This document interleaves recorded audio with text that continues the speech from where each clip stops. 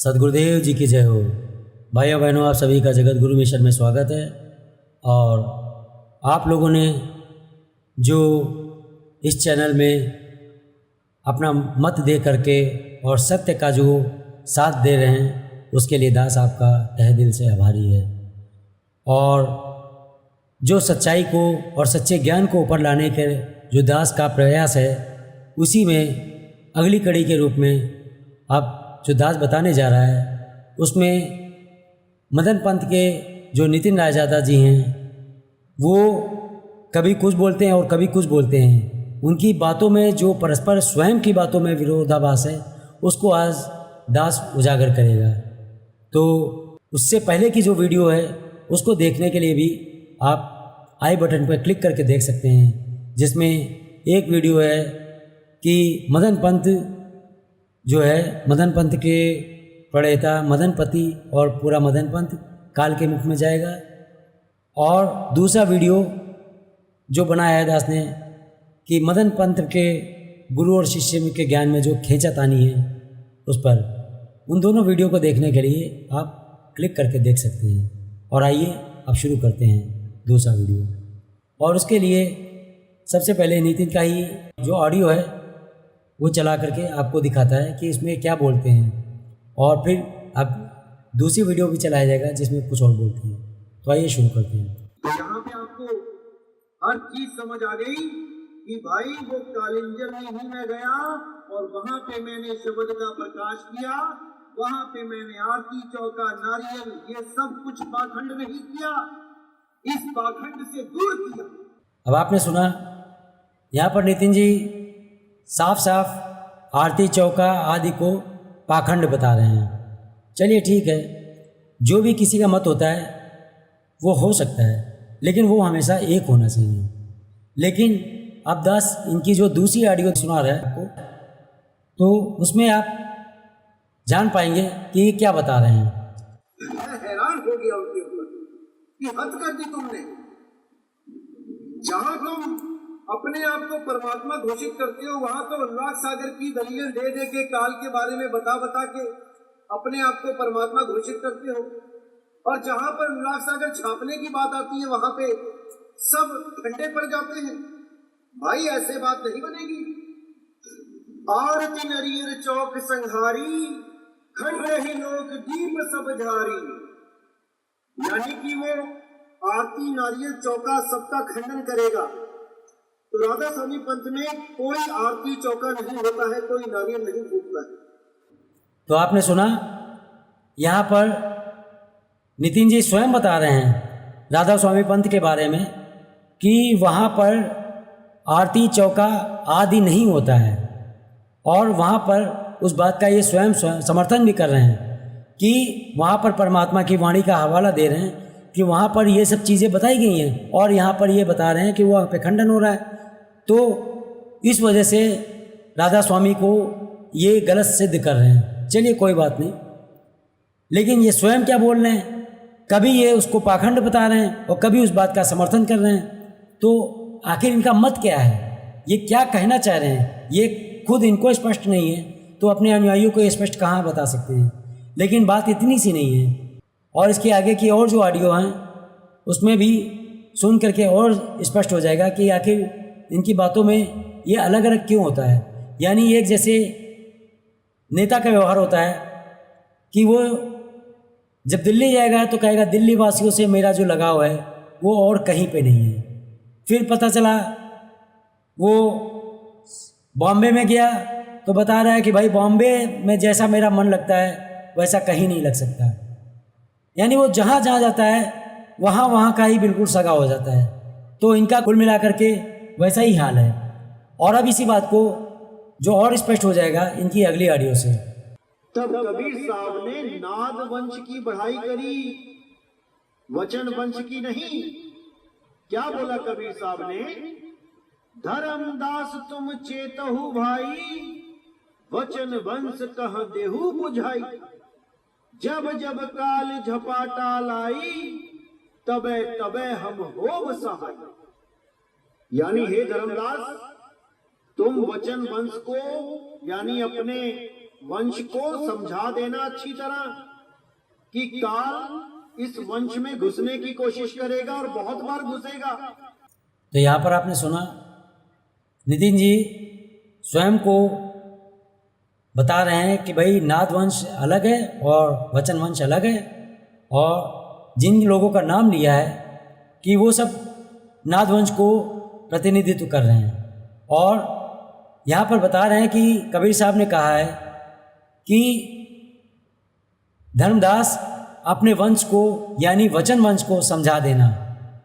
अब यहाँ पर धर्मदास के पंथ को या वंश को ये क्या बोल रहे हैं, वचन वंश, और अपने आप को उससे अलग रखे हैं कि वो तो भाई वचन वंश है और मैं नाद वंश हूँ।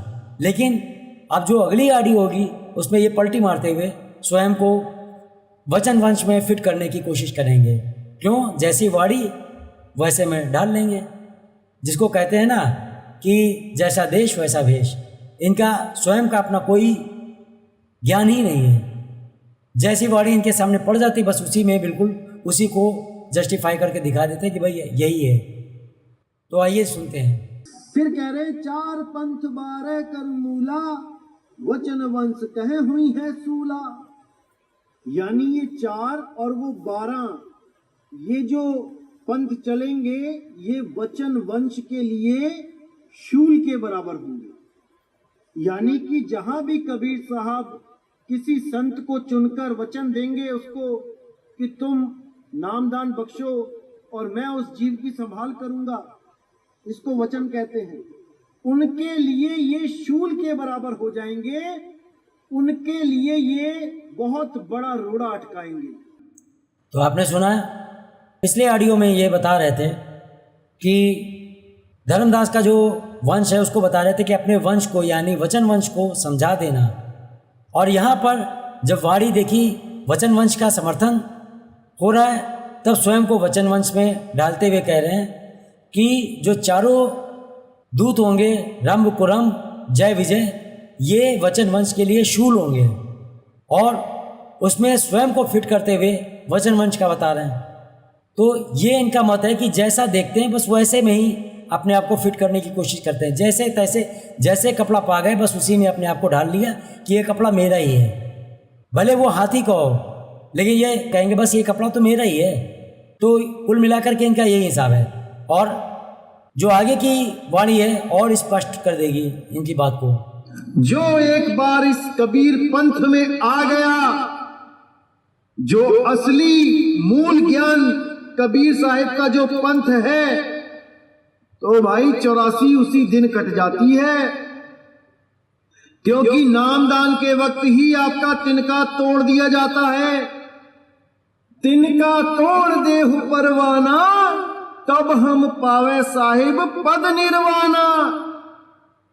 जय हो बंदी छोड़ के। तो आप लोगों ने सुना, यहाँ पर नितिन स्वयं अपने मुंह से स्वीकार कर रहे हैं कि तिनका तोड़ देहु परवाना, और जिससे मिले वो पद निर्वाणा। अब यहाँ पर स्पष्ट ये स्वीकार कर रहे हैं कि जब वो परवाना मिलेगा तब जो है पद निर्वाणा में प्राप्त होगा। लेकिन दास ने जो एक वीडियो बनाई थी कि जो मदनपति हैं उनको सतनाम की प्राप्ति ही नहीं हुई थी, उसी में दास ने ये साबित किया था कि मदनपति को परवाना मिला ही नहीं, पान परवाना जो होता है वो मिला ही नहीं। और ये स्वयं नितिन ने भी अपने मुंह से स्वीकार किया कि वहाँ पर उन्होंने ये पान परवाना नहीं लिया। और आज उसी पान परवाना का समर्थन कर रहे हैं कि तिनका तोड़ देहु परवाना।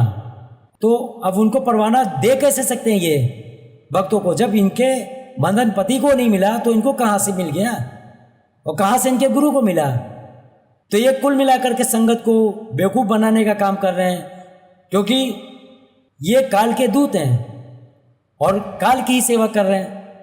तो काल की सेवा करने के लिए सबसे पहले तो जो दूत होते हैं वो यही कहना शुरू कर देते कि काल तो होता ही नहीं है। जैसे अपने ये कई वीडियो में कह चुके हैं कि कबीर साहब ने तो एक कहानी ज्ञान सुनाया है और उसको एक पवित्र ज्ञान की संज्ञा देते हैं। तो कहानी का मतलब तो कोई रियलिटी है ही नहीं, रियलिटी नहीं यानी झूठा ज्ञान। तो कबीर साहब ने झूठा ज्ञान दिखाया इनको। इनका कहने का मतलब है कि कबीर साहब ने जो ज्ञान दिया है वो झूठा ज्ञान है। कहानी का मतलब झूठा होता है, कहानी कोई सच्ची थोड़ी ना होती है। और उस झूठी कहानी से ये सत्यलोक ले जाएंगे। वाह रे वाह, मतलब सत्यलोक ना हुआ, आपके घर की चाबी हो गई, जिसको मना है उसको दे दिया। और सबसे बड़ी बात तो ये है कि ये कबीर साहब पर झूठ बोलने की तोहमत लगा रहे हैं, जिसने ऐसी वाणी कही है कि साच कहूँ तो मारन धाए और झूठ कहीं ना चाहिए। वो साफ साफ कह रहे हैं कि मुझसे झूठ नहीं कहा जा सकता, और उस परमात्मा के लिए बोल रहे हैं कि उन्होंने कहानी ज्ञान बताया। हद हो गई, ऐसे झूठ बोलने वाले ये सत्य लोग जाएंगे। अरे ये तो जो कर रहे हैं वो कर रहे हैं, लेकिन इनके अनुयायियों की अगर जरा सी भी बुद्धि जागृत हो तो सुन के समझ लें, वरना तो दास दिखा चुका है कि कबीर साहब ने स्वयं कह दिया कि ये सब जो है काल के मुख में जाएंगे, बाकी तो सब ये स्वयं जिम्मेदार हैं। और अब जो आगे की ऑडियो इनकी सुनाने जा रहा है, उसमें स्वयं इनके गुरु भाई, नितिन के गुरु भाई जो बयान दे रहे हैं इनके बारे में और इनके गुरु वैराग जी के बारे में, वो बहुत ही आवश्यक है आप लोगों के लिए सुनने और समझने के लिए कि आखिर इनके पंथ को दास ने भ्रमित पंथ क्यों कहा है। ये मदन पंथ जो है एक भ्रमित पंथ है, और इसका प्रमाण देखिए, आइए सुनते हैं। एक ज्ञान नहीं है इस बात का, मैं गवाह हूँ, जहाँ कहो वहाँ बात कर सकता हूँ, और ज्ञान दोनों को रख दूंगा। समझना आपको है, नसन का भी ज्ञान रख दूंगा और जनक का भी ज्ञान रख दूंगा। समझना आप समझ आपकी काम करेगी, तो आप रखो ना, जो जो समझेगा वो समझ जाएगा। भाई रख दिया मैंने, कल रात रख दिया, 12 बजे के बाद। आज नहीं है वो आपके हो सकते हैं, तो आपका भी तो जाग गया भाई। हाँ मेरा तो जाग गया है मेरे। तो आपने सुना, ये नितिन का ही एक गुरु भाई है जो स्वयं स्पष्ट कर रहा है कि गुरु और चेले यानी गुरु वैराग जी इनके जो हैं और नितिन, इन दोनों का ज्ञान एक नहीं है। और ये दास ने पिछली वीडियोस में साबित भी कर दिया कि गुरु कुछ बोल रहा है, चेला कुछ और बोल रहा है। तो भाई ये कौन से सत्य लोग जाएंगे। अब जो पिछला वीडियो आप लोगों ने देखा उसमें भी ये वही बात स्पष्ट हो रही, साबित हो रही है। तो इनके गुरु जो है उसमें उस वाणी का जो अर्थ बता रहे हैं, सोई गुरु पूरा कहावे, जो 2 अक्षर का भेद बतावे, एक छुड़ावे एक लखावे, तो प्राणी निज घर को पावे। तो वहाँ पे इनके गुरु उसका अर्थ तो कुछ और बता रहे हैं, वो दोनों भेद कुछ और हैं, और जो नितिन बताते हैं वो कुछ और है।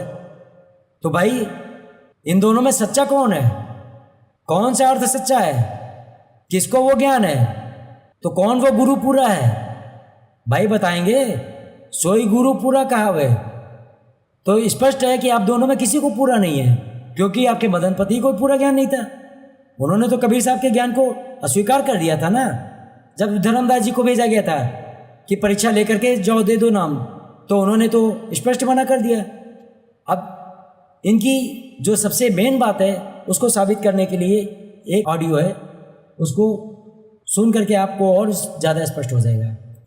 20 विश्वे गुरु का मन माने, सो सेवक परमेश्वर की गति जाने। 20 विश्वे यानी 100% गुरु का मन माने, यानी गुरु के मत को ही मानने वाला हो, बीच में अपनी खिचड़ी ना पकाए ज्ञान में। जो गुरु से ज्ञान मिला है केवल वही सत्य ज्ञान आगे ट्रांसफर करे, बीच में अपना मत ना मिलाए। सो सेवक परमेश्वर की गति जाने। जय हो बंदी छोड़ के। तो आप लोगों ने सुना, ये स्वयं कह रहे हैं, परमात्मा की वाणी का हवाला भी दे रहे हैं कि जो शिष्य होता है वो गुरु की बातों में अपने ज्ञान की खिचड़ी नहीं मिलाता है, यानी उसमें अपना कोई भी मत नहीं मिलाता है। और इन्होंने क्या किया, इनके गुरु वैराग जी तो वो 2 अक्षर का भेद कुछ और बता रहे हैं, और इन्होंने क्या बताया। यही कारण है कि पूरा भ्रमित पंथ है, और जो ये अपने गुरु से किसी को मिलने नहीं देते हैं उसका कारण भी यही है। जैसे कि इनके एक गुरु भाई ने ही स्वीकार किया कि गुरु और चेले दोनों का अलग अलग ज्ञान है, और इसी कारण ये जानते हैं कि हमारी चोरी पकड़ी जाएगी, इसीलिए अपने गुरु वैराग जी से ये किसी भी अनुयायी को मिलने नहीं देते हैं, ताकि उस मतलब जो है जान जाएगा कि भाई गुरु कुछ और बोल रहा है, चेला कुछ और बोल रहा है, तो वो समझ जाएगा कि ये भ्रमित पंथ है और वो छोड़ के चल देगा। और इसी बात को स्पष्ट करने के लिए दास एक और ऑडियो सुना रहा है, तो सुनिए।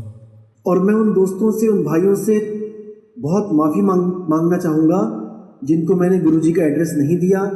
उन लोग ने 20-20 मेल भेज दी मुझे कि एड्रेस दे दो, प्लीज़ एड्रेस दे दो, लेकिन मैंने नहीं दिया। मैं माफ़ी चाहूँगा, लेकिन मैं आपका भला जानता हूँ दोस्तों, मुझे पता है कि आपका भला कहाँ पे है। मैं नहीं चाहता कि किसी कच्चे घड़े में पानी आए और उसका भी वो हाल हो जाए जो एक स्वयंभू आत्मज्ञानी का हो चुका है। तो आपने सुना, इसमें ये उस चीज़ का क्या बहाना बता रहे हैं कि मैं नहीं चाहता हूँ, यानी इनके गुरु ऐसे खतरनाक हैं कि मतलब वहाँ जाते ही लोग घड़े की तरह टूट जाएंगे। ये कौन कह सकता है? आप समझने वाली बात है, विवेक लगाइए कि ये कहना क्या चाह रहे हैं। वास्तव में इनके कहने का अर्थ ये है कि मैं गुरु जी के पास अपने इसलिए नहीं भेज सकता हूँ कि जो कुछ मैंने बोला है वो उसके ठीक उलट कुछ और बोलेंगे, तो आप तो बिदक जाओगे कि गुरु कुछ और बोल रहे हैं और ये चेला कुछ और बोल रहे हैं। इसलिए सबसे अच्छा है कि गुरु से दूर रखो इन सबको, ठीक है ना भाई। संगत तो आपके पास बना ली है झूठ बोल बोल के, तो अब झूठी तो बोलना है, तो झूठे को और झूठ बोलने में क्या अचरज।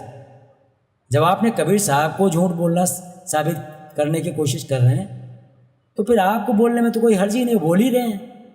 चलिए कोई बात नहीं। इसी के साथ में दास आप सबसे विदा चाहता है और अगले जो वीडियो होगा उसमें और भी ज़्यादा सच्चाई सामने लाई जाएगी। तब तक के लिए ये दास आप सबसे विदा चाहता है। जय हो बंदी छोड़ के।